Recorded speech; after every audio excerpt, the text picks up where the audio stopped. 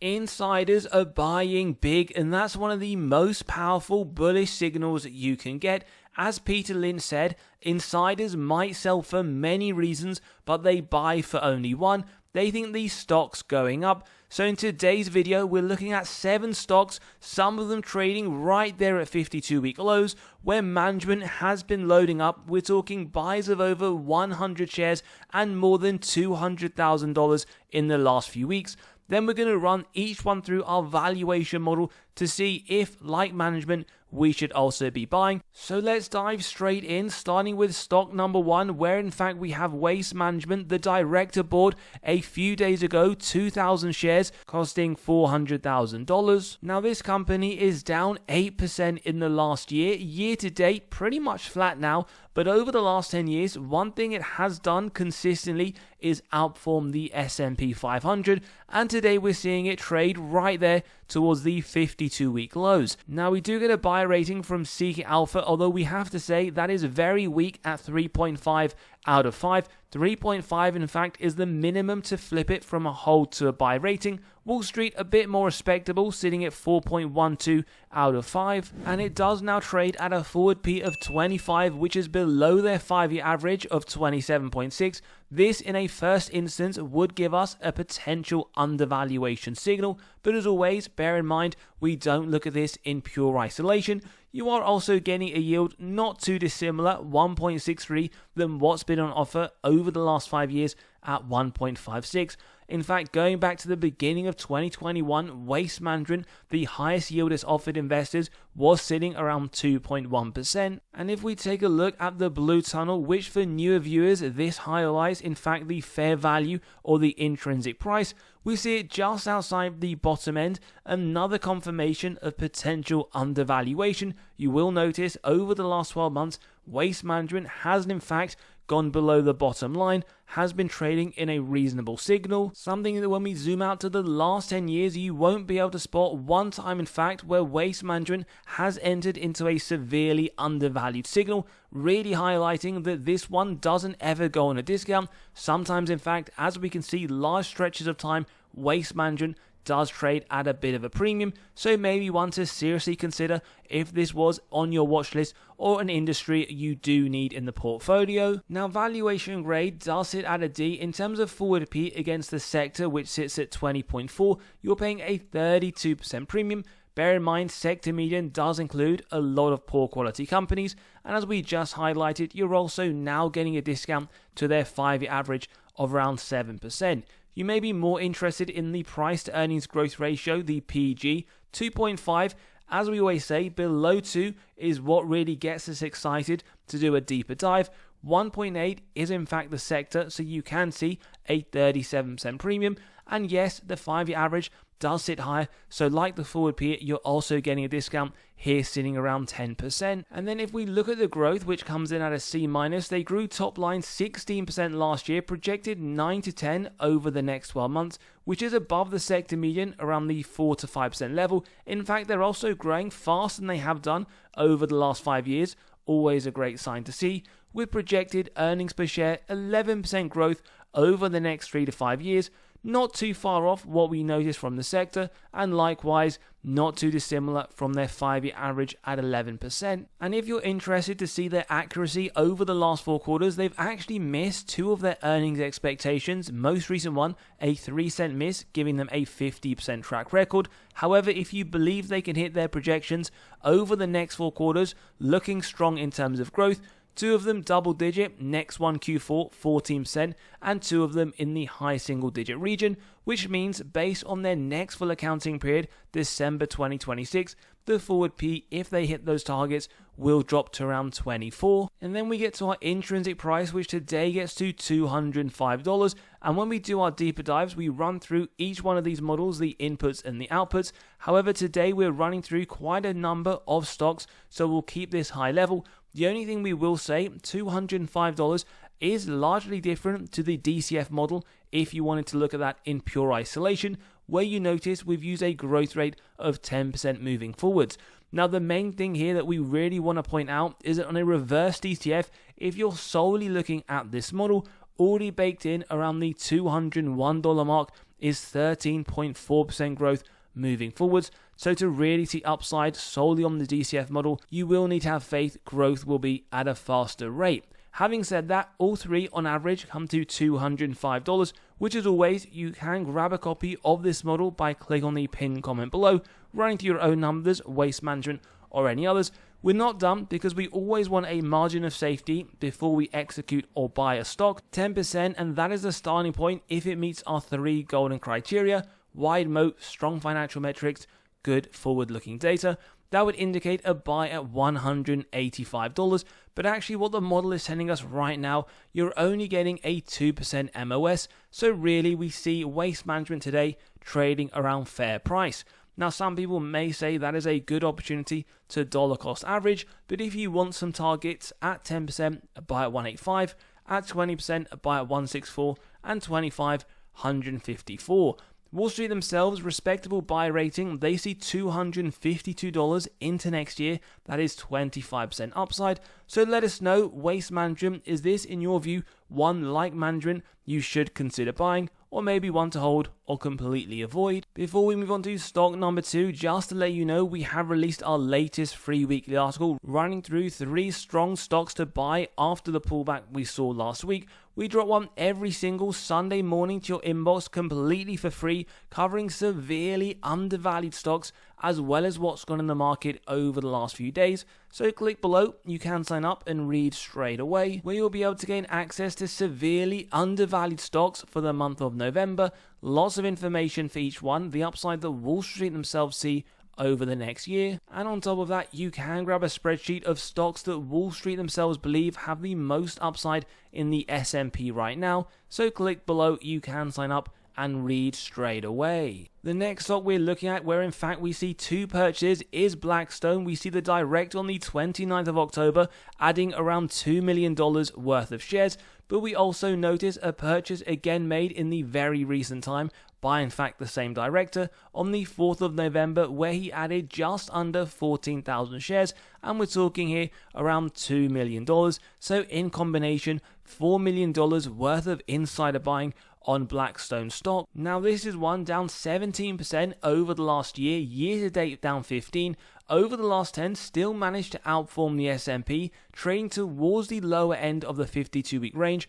We do note a double hold from Seeking Alpha and Quant. Wall Street buy rating, but on the weaker side at 3.9. And we actually see the forward P of 24 pretty much in line with their 5-year average. Yield a little bit higher at 3.2 versus the average of 3. In fact, beginning of 2023, this one yielded just below 7%. And when we take a look at the blue tunnel, we actually see this company over the last year, quite a large portion of time trading at a very large premium, severely overvalued. Now it's sitting around the midpoint, so a potential reasonable signal. One that if we zoom out to the last 10 years, very similar to waste management, rarely ever trades at a severely undervalued position. A little bit noted there at the beginning of 2023, where we also saw a fairly high yield, and right now maybe another opportunity if we do see it continue to fall. And valuation wise, they get an F. They're trading forward P 27, well above the sector at 10, so you're paying a triple digit premium against their own 5-year average, just a little bit higher, as we said, not too dissimilar. If you want to look on a PG 1.24, that is slightly above the sector at 1.1, a 16% premium, but in isolation does look very attractive. And their growth coming in at a B+, revenue up 15% last year, projected 18% moving forwards. That is significantly above the sector on both accounts, around the 8% level. And we notice their 5-year average does sit around 14%, so projected to grow at a faster rate. Earnings per share looking strong, 22% over the next 5 years, well above the sector at 11, but also higher than historical's 18.4, so looking like growing revenue and EPS at a faster rate, where they have a 100% historical track record, although anticipating a decrease to close out 2025 of EPS down 9%, with a subsequent to strong double-digit Q3 just over 9%, and their next full accounting period based on the EPS forward P will come down to the 23 region. Now our intrinsic price gets to $156, again solely on the DCF.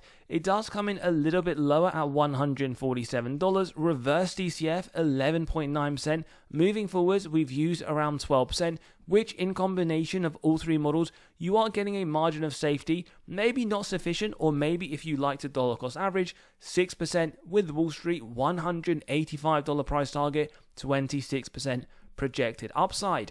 If you want a 10% MOS, well, a buy at $141, at 20% $125, and 25% $117. So let us know your views on BX. Is it a buy, hold, or maybe complete avoid? And then we move on to the next stock of insider buying, Kinder Morgan, where the executive chairman and 10% over added 1 million worth of shares, costing around $26 million. Now this company is flat over the last year. Year to date, it is down marginally 3%.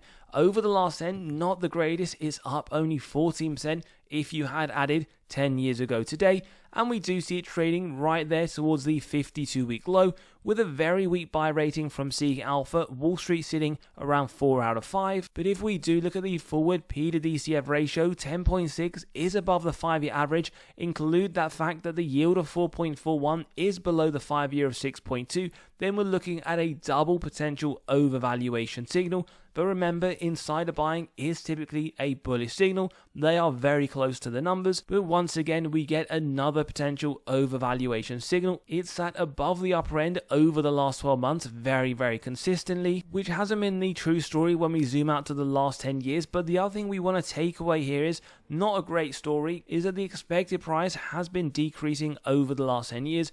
Really, where we see a lot of opportunity is in fact where the stock price is decreasing, but the intrinsic fair value is going the other way in an upward trend. And valuation comes at a D, where we're noting against the sector, they're trading at a 58% premium, 22% premium to their 5-year average. And if you wanted to look on a PG, well, 2.3 above the sector at 1.5. Now growth comes in at a C, top line up 8% last year, expected to drop to around 5%. Still above the sector on both accounts, around the 2% level, but against their own 5-year, only a little bit different. And earnings per share over the next 3 to 5 years projected 9%, little bit above the sector at 8, but quite some way above their own historical 5.5. And their earnings hasn't been that great. They've only had one where they've been in line. The other 3 they've missed. In fact, most recent quarter, 1 cent as well. However, over the next 4, if you do have faith, they are looking at some nice upside for the company, with forward P projected to drop to around 19 in the next 4 years. Now our intrinsic price didn't really show opportunity for the company, where we get to $19.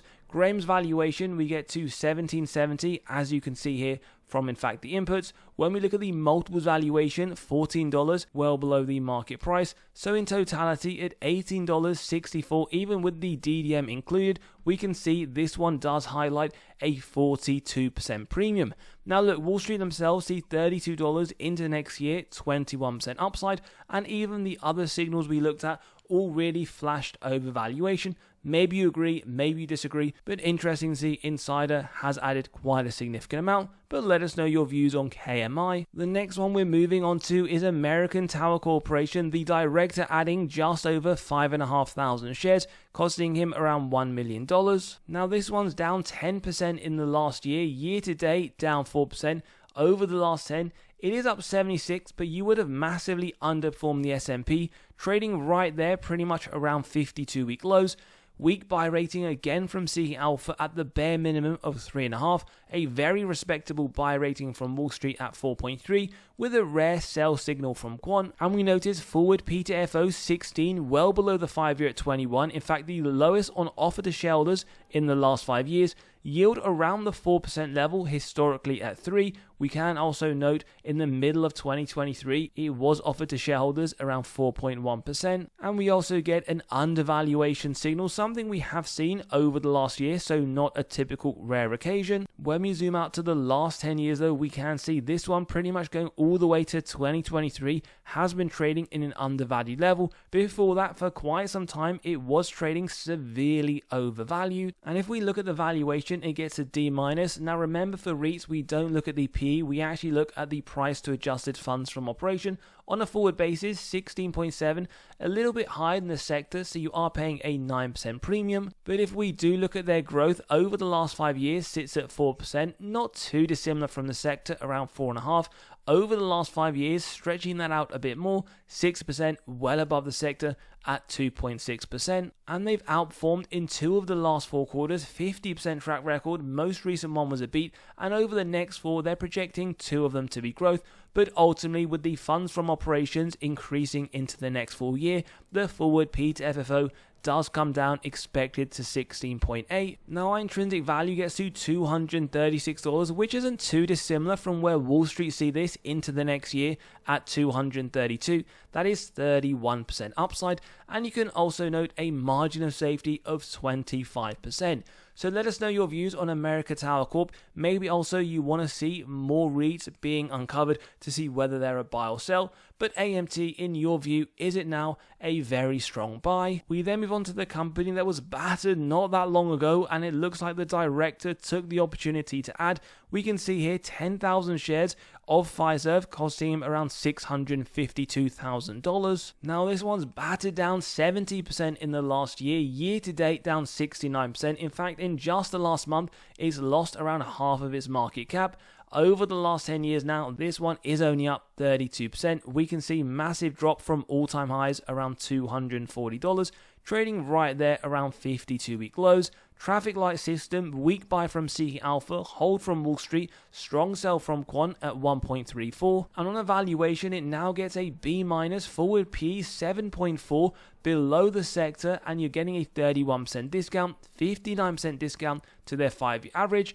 Price to earnings growth around the 1.06 mark, pretty much in line with the sector, but actually a 17% discount to their 5-year, where it's sat at 1.3. Now growth does get a D, we're talking 5% year on year, projected 4.2 over the next 12 months, below the sector median, not a great look, also growing slower than they have done over the last 5 years.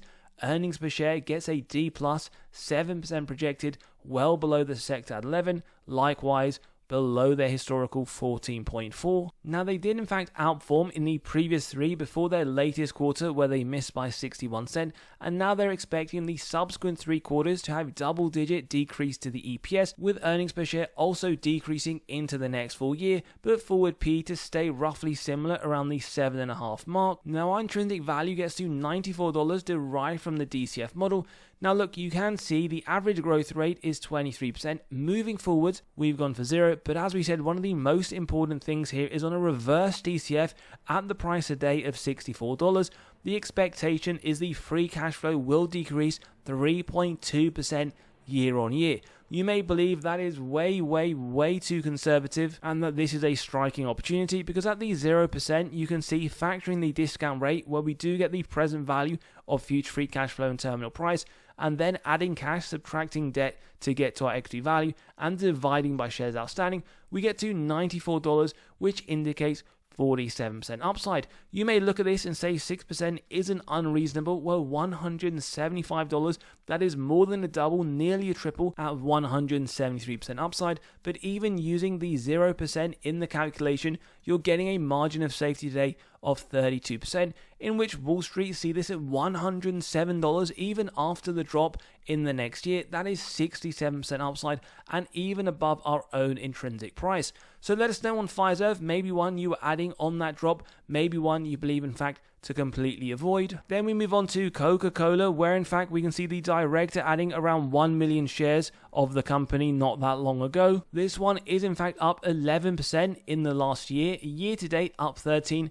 Over the last 10, underperformed the S&P, up 65%, trading around the mid to upper end of the 52-week range. Hold from Seeking Alpha, hold from Quant, very respectable buy from Wall Street, near the 4.5 to flip it into a strong buy rating. And you can also see the forward P 21.8 below the 5-year average of 23.6, so a potential undervaluation signal. It was trading below 20 in fact, mid-2023. Yield not too dissimilar, 2.9% today, on average around the 3% mark. And when we take a look at the blue tunnel, it is sitting right there towards the bottom end, as always, highlighting potential undervaluation. And if we zoom out to the last 10, Coca-Cola is a company that very, very rarely enters into a severely undervalued play. So as always, make sure you're subscribed, notification bell is on. When we see massive opportunities, we will in fact flag them to yourselves. And the valuation grading at a D-, highlighting against the sector, you're paying a 49% premium, not too dissimilar from their 5-year average. In terms of price to earnings growth though, 3.3, 33% premium to the sector, very high, their 5-year average, so you are getting a 22% discount today. And in terms of the growth, it sits at a C, year on year and forward looking, below the inflation rate of 4%, so a little bit disappointing, but the sector isn't that much better, around 2 to 3%. Over the last 5 years, they were growing faster, but only very slightly, with over the next 3 to 5 EPS projection 7%, above slightly both sector and their 5-year. And we always love to see green right across the board, 100% historical track record, projecting growth over the next 4. And our intrinsic value actually gets to $70 today, where if you look at the DCF solely, it does come in lower at $60. Bear in mind, we've used a growth rate of 10%, baked in today is 12.3, so may already tell you slightly overvalued. But even using all three, we pretty much see the company now trading at its fair price. Again, some investors may like to buy a company like Coca-Cola and dollar cost average around intrinsic value. At 10% MOS, a buy at 63, at 20% a buy at 56, and 25, $52, with Wall Street themselves seeing $80 into next year, 14% upside. So is this in your view a buy, hold or avoid? And then we move on to the most recent insider buying, which was Norfolk Southern Company. We can see the director adding 1,650 shares, costing them just under $500,000. Now this one's up 5% in the last year, year to date up 21. Over the last 10 years, slight outperformance of the S&P, trading very near to 52-week highs, but we do notice a double week buy from Seeking Alpha and Wall Street. Forward P 22 above the 5-year at 19, yield 1.9 below the 5-year of 2.1, both signals pointing to potential overvaluation, something that is confirmed when we look at the blue tunnel. It is sitting just above the upper end. Interesting to note though, around April Liberation Day, this one did slip into an undervaluation place. And actually, if we zoom out to the last 10 years,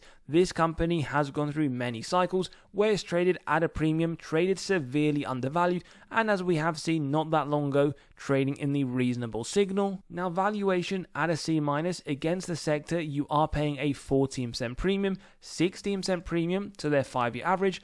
Price to earnings growth at 2.91 does look high, 60% above the sector against their own 5-year average, which also looks high, still a premium, sitting at 11%. Now growth does get an A+. We can see revenue barely grew last year, projection 1.5%, very poor, below inflation, with the sector coming in around 4 to 5%. In fact, over the last 5 years, this isn't typically a company that grows at a very rapid rate. Earnings per share projected 8% over the next 5 years, below significantly in fact the sector at 12, and their own 5-year of 9.6, where they've outperformed 75% 3 of the last 4 quarters, notably a beat in the most recent one, and out of the next 4, 3 of them they're expecting growth, with forward P projected around 21 into the next full year. And our intrinsic value $273, which as always you can grab a copy of this model by click on the pinned comment below. You'll see the DCF coming in lower at $250. We've used 10% moving forwards on a reverse basis, 11.4, so could highlight the overvaluation possibility. And we notice on average you are today paying a 4% premium. Now 10% MOS could be a buy at 246, at 20% 219, and 25 $205, with Wall Street themselves seeing this at 317 into next year, 12% projected upside. So let us know about Norfolk Southern. Is this a buy, hold, or one to completely avoid given potential overvaluation? And don't forget as always to sign up to the free weekly newsletter, grab those spreadsheets, come and join us at Patreon where we cover our buys and sells. And as always, have a great day. We'll see you all on the next one.